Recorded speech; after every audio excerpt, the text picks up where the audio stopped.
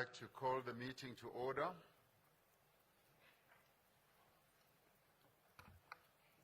And welcome you all. Your Excellency President Lula da Silva, President of the Republic of Brazil, Your Excellency President Vladimir Putin, Your Excellency Prime Minister Narendra Modi, Your Excellency President Xi Jinping, Your Excellency Deputy President Paul Mashatile, Deputy President of the Republic of South Africa,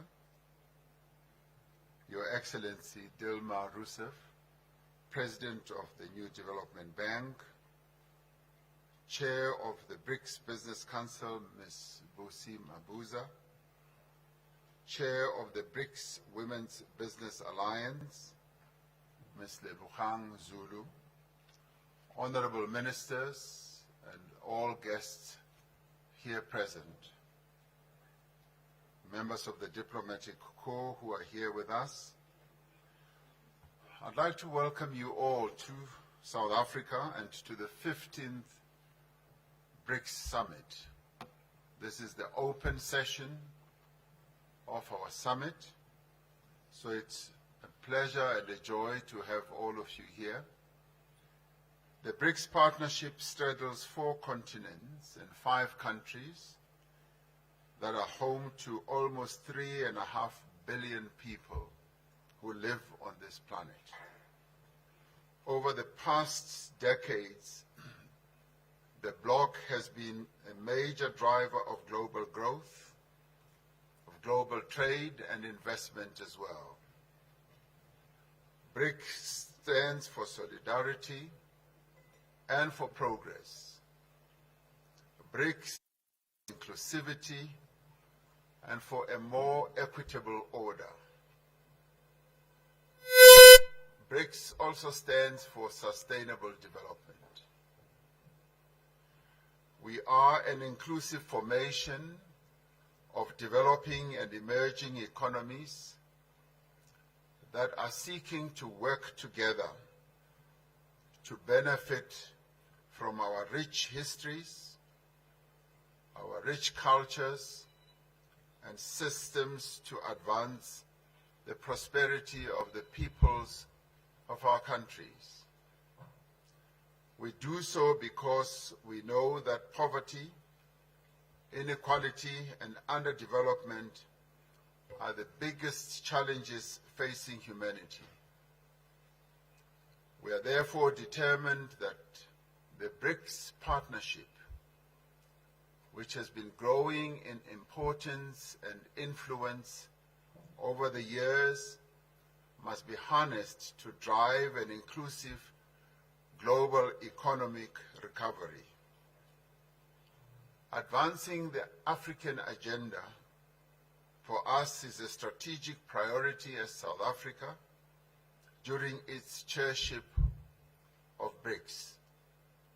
It is for this reason that we have chosen as the theme for this year's summit, BRICS and Africa, a partnership for mutually accelerated growth, sustainability, and inclusive multilateralism. We welcome the ongoing engagement of BRICS countries with Africa in the spirit of partnership and mutual respect. We are pleased that all BRICS members, Brazil is re-engaging with the African continent in a meaningful way. Russia has always had really good and meaningful relations with African countries. China has chosen to assist and support Africa with its aspirations for development. And all of us, in the ways that we are involved and engaged, we want to be engaged with Africa. India continues to increase its engagement and its trade with Africa. So as the BRICS family, all of us as members, we are deeply invested and deeply engaged with Africa. Our objectives are reciprocal trade and investment. We want the goods and products and services from Africa to compete on an equal footing on the global economy. The African Continental Free Trade Area, once fully operational, will unlock the benefits of the continental market and generate mutually beneficial opportunities for both African and BRICS countries. As nations of the world confront the effects of climate change, we must ensure that the transition to a low-carbon, climate-resilient future is just, it must be fair, and it must be able to take into account the different circumstances that prevail in all countries. In line with this objective, BRICS nations need to advance the interests of the Global South and call for industrialized countries to honor their commitments to support climate actions by developing economic progress.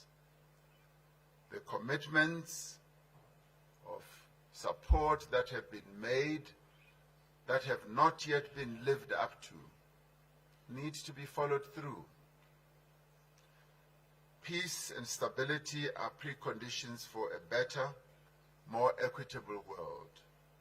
We are deeply concerned about conflicts across the world that continue to cause a great deal of suffering and hardship to many people around the world. As South Africa, our position remains that diplomacy, dialogue, negotiation, and adherence to the principles of the United Nations Charter are necessary for the peaceful and just resolution of conflicts. We are concerned that global financial and payment systems are increasingly being used as instruments of geopolitical contestation. Global economic recovery relies on predictable global payment systems and the smooth operating of banking, supply chains, trade, tourism, as well as financial flows. We will continue discussions on practical measures to facilitate trade and investment flows through the increased use of local currencies. This is a matter we believe that further discussions need to take place, particularly amongst our finance ministers. The world is changing. New economic, political, social, and technological realities for greater cooperation between nations is essential. New realities call for a fundamental reform of the institutions of global governance so that they may be more representative and better able to respond to the challenges that confront humanity. While many believe that we should advance the interests of all people, we believe that, yes, as we advance them, the interests of the Global South, that we as BRICS want to be ready to advance are essential, and in this regard we want to collaborate more, to cooperate more with all countries that aspire to create a more inclusive international order. We are confident that this 15th BRICS Summit will advance the cause of common prosperity and progress. We are confident that this 15th BRICS Summit in the end enrich and inspire our work towards the achievement of a much more humane global community. This is what BRICS is all about. This is what BRICS is committed to achieving. It is a great honor for us as South Africa to have this opportunity to host this 15th BRICS Summit and to have in our presence the BRICS members as they are represented here. And with those words, I open this session and then call upon one of the young leaders of our country who is also going to have an opportunity to give the words of welcome, but also to give the hope that young people in the BRICS countries hope to communicate to all of us. I call upon Ms. Asanda Luata to speak to us. She is the chairperson of the Board of Directors of the National Youth Development Agency that seeks to advance the interests of young people in South Africa. Ms. Ayanda.